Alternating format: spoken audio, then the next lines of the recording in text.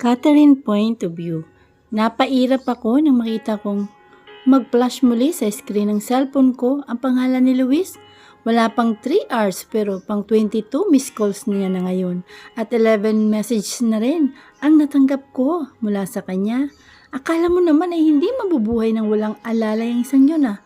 Nakakalimutan ba niya na linggo ngayon at pag linggo ay day off ko sa pagiging chimimay niya? Nag-silent ako ng phone at nilagay yun sa bag ko. Alam naman ni Luis na busy ako ngayon dahil gagawa ko ng research paper pero talagang sinisira niya ng araw ko. Nang dahil lang sa pang-reject ko sa kanya kagabi. Oo, nireject ko si Luis. Muntikan niya na nga akong mahalikan kagabi. Buti na lang talaga ay nakapagpigil pa ako. Kung hindi, baka goodbye virginity na ako ngayon at hindi makabangon sa kama. Kat! Nagangat ako ng tingin at nakita ko ang nakangiting si Red. Tipid ako ng meterito at para simpleng tiningnan ang relo ko. Saktong 12:31 PM na at pinaghintay niya ako na 1 minuto dito sa McDo. Kaya nagmukha akong hindi makamove on dahil sa mag-isa lang ako. Nakakainis. Usapan namin ay 12:30 pero 1:30 na siya dumating. Halos 1 oras. Wala ba siyang time management? Kung ganon ay wala rin siyang isang salita.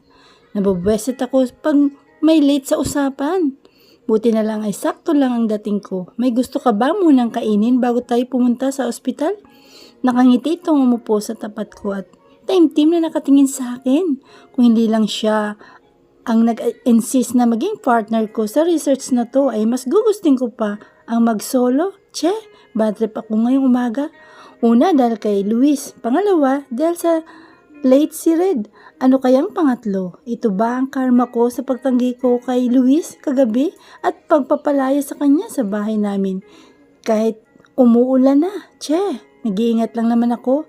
Alam nyo na, baka kasi hindi na rin ako makapagpigil kagabi at ako na ang sumungab.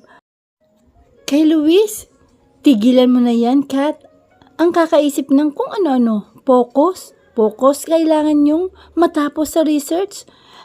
No need. Busog pa ako. Isa pa late ka na ng 1 hour. Ayoko na magsayang pa ulit ng 1 oras. Mataray kong tugon kay Red. Napakamot naman siya ng batok at alanganing ngumiti. Time is gold ang motto. Kaya hit na hit ko ang mga late na tao at lalo namang ayoko sa mga taong sinasayang ang oras ko. For pity's sake, breadwinner ako at may isa pa akong alagain na baliw. Sorry, let's go. Napairap ako sa sinabi nito at tumayo. Ay, hindi. Mag-stay ka lang dyan. Baka makarating tayo sa ospital. Note, the sarcasm na nahahibrad ako kay Red. Itatanong pa ba yun? Obvious na. Kaloka tong si Red. Gwapo sana kaso medyo slow naman. Nakarating kaming dalawa sa kung saan saang ospital para lang itanong ang major problems na na-encounter nila during operation. Halos pare-parehas lang sila ng sagot kaya hindi kami mahirapang mag-discuss sa klase nito bukas. Gabi na rin pala, baka gusto mo munang kumain bago umuwi? Tanong ni Red sa akin. Libre ko. Matamis na umiti sa akin si Red kaya tumango na lang ako rito. Narinig ko pa nga ang mahina niyang pag-yes. Hindi naman sa piling nga ako pero piling ko type niya ako. Well, maganda kasi ako kaya natural lang yun pero ang mahalaga ngayon ay malilibre ako sa dinner. Pumunta kami sa isang restaurant. Hindi to ganun ka-luxurious tulad ng mga kinakainan namin ni Luis. Sensitive kasi ang sikmura ng lalaking yun kaya hindi mo mapakain ng kung ano-ano. Pasalamat talaga siya at mayaman ang kinalakihan niyang pamilya. Kung hindi ay kawawa siya. Bakit ba naisip ko na naman ang baliw na yun? Nag-aalala lang kasi ako. Hindi ko alam kung kumain na ba siya o baka naman may babae na naman siyang kasama. Beset, ano bang pakialam ko sa buhay niya? Itigil mo na yan, Kat. Ang kakaisip sa kanya. Hindi ka naman nun iniisip bulong ko sa aking sarili. Napatingin ako sa bag ko. Nang maalala ko na nakasilent nga pala yung phone ko, kinuhay ko yun at tinignan kung may text o miss call man lang. Pero wala. Wala man lang akong nakitang text kahit isa o tawag man lang sa kanya. Ganun ba talaga siya? Nakakaalala lang pag may kailangan?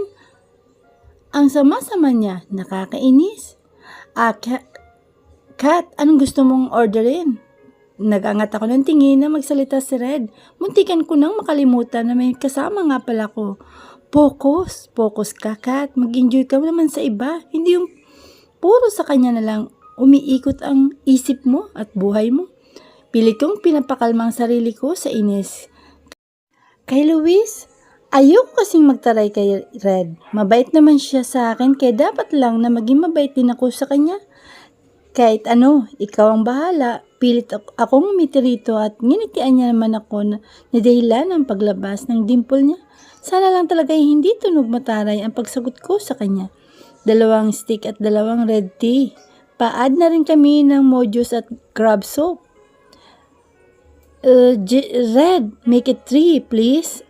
Pakialis ng crab soap, allergy kasi ang kasama namin sa crabs. Lalaki naman ang mata ko sa gulat na makita ko si Luis na umupo na lang sa bakanting upuan sa tabi ko at nang bigla-bigla na lang itong nagsalita. Saan ba siya galing at bakit bigla na lang siyang sumusulpot? Kunot noo tuloy na napatingin si Red sa kanya at hindi rin malaman niyang nung babae kung anong order ang susunduin. Nakita ko naman na may kinuha si Luis sa bulsa niya. 1,000 yun at sinuksok niya yon sa bulsa ng babae dahilan para pamulahan ito ng pisngi. May tip. Nakakalukong ngumiti ito sa waitress kaya lalo namang namula ang pisngi ng babae. Lintek. Nagpunta lang ba siya dito para makahanap ng lalandiin? At talagang sarap ko pa. Ano naman kung sa harap mo? Nagsiselos ka ba? Bakit ba pati kalahati ng pag-iisip ko nagsasalita na rin? Pautal-utal namang inulit ng babae yung order namin bago umalis pero kung makatingin kay Luis ay akala mo na lalandiin ng uod. Di siya nakagandahan kaya wag siyang mag-inarte. Wala pa siya sa ingrown ko. Pasalamat pa siya at wala akong patay na kuko kaya hindi siya pwedeng ikumpara doon. Mahiya ang magaganda kong paa sa pagmumukha ni Ateng. Back to reality, ano ba kasing ginagawa niya dito? Hindi niya bet ang ganitong restaurant dahil nga masilan talaga ang tiyan niya. Isa pa siya. Siya ang ay allergy sa crabs at hindi ako. What are you doing here? Mahina kong bulong sa kanya. Parang relax na relax lang siyang mag-unat ng kamay at pinatong ang isang braso sa sandalan ng upuan ko. Napansin ko namang nakatingin sa amin si Red, lalo na sa braso ni Luis na kulang na lang ay umakbay sa akin. Hindi ba obvious? Natural kakain. May iba pa bang ginagawa sa restaurant? Nakangising sagot nito sa akin. Alam ko naman nakakain sila pero hindi siya dadayo sa ganitong kainan at ano to? Coincidence lang na dito pa siya umupo sa upuan namin? Samantalang ang daming bakante. Yeah, I know. What I mean is, di ba dapat na nasa bahay ka na? Tinaasan ko siya ng kilay pero bigla na lang nalungkot ang mukha niya. Habang napatingin sa relo nito, ang lakas talaga ng saltik nito sa utak. Kahit magmukha pa siyang nalulungkot diyan, alam na alam ko na ginagago niya lang ako. Kitang-kita ko sa mga mata niya na lumuwag ang isang tornilyo ng utak niya. Hindi ba dapat na sa bahay ka na rin? Naghahanda ng makakain natin? Sabay nakakain hanggang sa Ano ka ba? Okay lang na nandito ka? Pilit akong ngumiti rito bago ko sinipa ang paa niya at pinandilitan. Alam ko na kasi yung susunod na sasabihin niya kaya pinigilan ko na siya. My goodness, balak niya pang gumawa ng kwento.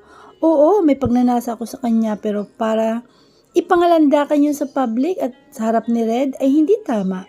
Nakakaya rin naman isipin pa ni Red ay may apel ako sa siraulong to. Hindi naman siguro to date ito ha para makapang-istorbo ako, di ba? Hindi ko ba alam kung matatawa ako o maiinis sa inaakto ni Luis nang sabihin niya ang salitang date.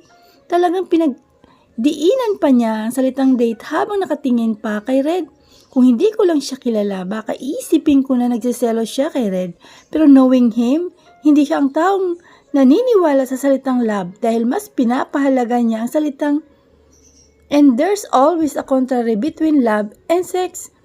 Hindi naman to date pre ha, katatapos lang kasi naming mag-ikot para sa research. Pagpapaliwanag pa ni Red. Ako tuloy ang nahiya sa inaakto nitong si Luis. Akala mo ay batang inaagawan ng laruan? Wagas kasi siya ngayong makareact. at makakapit sa akin. Kung kanina ay nakapatong lang yung kamay niya sa sandalan ng upuan ko, ngayon ay nakaakbay na siya. Oh, saan ka pa? Galawang hawkids na siya. Gustong gusto mo naman. Naglalandi ka rin kasi, Kat. Linti, kailangan ko na rin atang magpatingin sa psychiatrist. Nababaliw na rin ako Napapadalas kasi ang pakikipag-usap ko sa sarili ko. Much better, nakangising sagot ni Luis. Napairap na lang ako sa kanya. Hindi naman din nagtagal ay dumating na yung order namin. Nagsimula na akong kumain at dahil gutom ako ay wala akong pakialam sa kanilang dalawa. Aabutin ko sana yung iced tea nang mapahinto ako nang makaramdam ako ng gumagapang sa bewang ko. Masama akong napatingin kay Luis na chill na umiinom ng iced tea. He slid his hand inside my shirt and slowly caressed my belly. I felt heat running through my spine. Hindi ko malaman kung tama ba na hayaan ko lang siya sa ginagawa niya o kung dapat ko ba siyang pigilan. Palagi na lang nagtatalo ang isip at katawan ko sa tuwing ginagawa ni Luis to. Saang ospital ka ba naka-assign? I didn't bother to listen to their conversation. Mas pinapakiramdam ko ang kamay ni Luis dahil sandali lang ay hahayaan ko siya na gawin ang gusto niya. I want to feel his warm hand against to my body kahit ngayon lang. Nagpapakain ako sa nararamdaman ko. Dahan-dahang bumaba ang kamay niya mula sa tiyan ko patungo sa pagitan ng binti ko.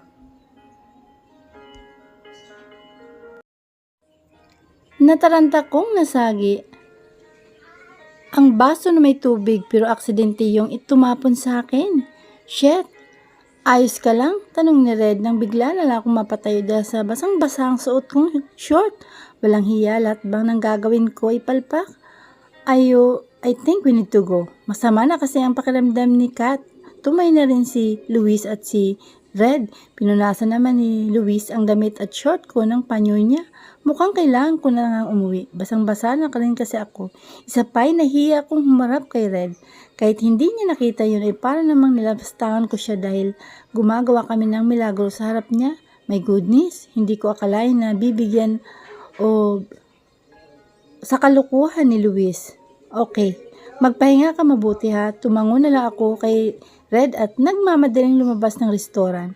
Naramdam ko naman ang pagsunod ni Luis. Ihatid mo na ako sa amin. Walang pag-alala utos ko sa kanya.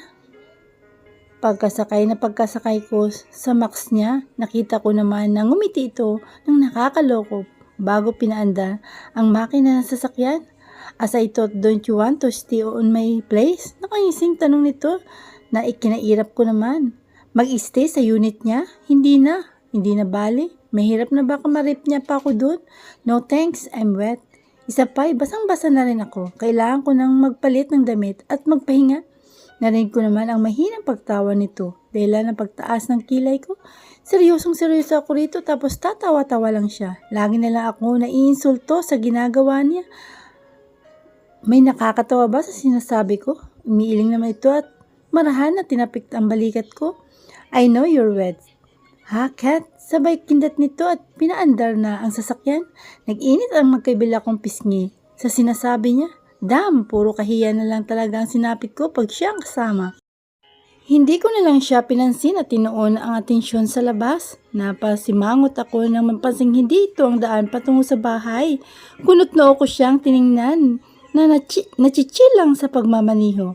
Ang sabi ko, ihatid mo na ako sa bahay. Sa bahay ako uwi. Bakit papunta ito sa kondo mo? Sa kabilang kalsada kasi ang daan pauwi sa amin pero kabaliktaran nitong tinatahak. Iba itong tinatahak namin ngayon. Don't worry, I'll bring you home. Your home is my home. My home is your home. Everything is our. Wala naman ako naging imik sa sinabi nito. Minsan talaga mapapaisip ka na lang kung saan ba natututunan ni Luis ang mga ganong salita. Hindi kasi kapanipaniwala sa kanya na maging isang sweet na tao. Malayo sa personality niya yun. Tahimik naman kaming nakarating sa unit niya. Agad akong dumiretso sa banyo para sana maligo nang mapansin ko. Ang pagsunod nito ay stop and turn to him. Sa labas ka muna pwede? Para itong walang narinig at patuloy lang na lumapit sa akin. Napaatras naman ako sa bawat hakbang nito hanggang sa maramdaman ko na lang ang malamig na pader. Luis, kinakabahan ako sa klase ng tingin ni Luis. Mapupungay ang mga mata nito na para bang nagsusumamo. I knew it. I knew he wants something from me. Marahan nitong hinaplos ang pisngi ko at diretso akong tiningnan sa mga mata na para bang nangungusap. Nakaramdam ako ng panginginig ng buong katawan. Hindi ko alam kung dahil ba sa kaba, takot o dahil sa kuryenteng dumalay sa buong katawan ko.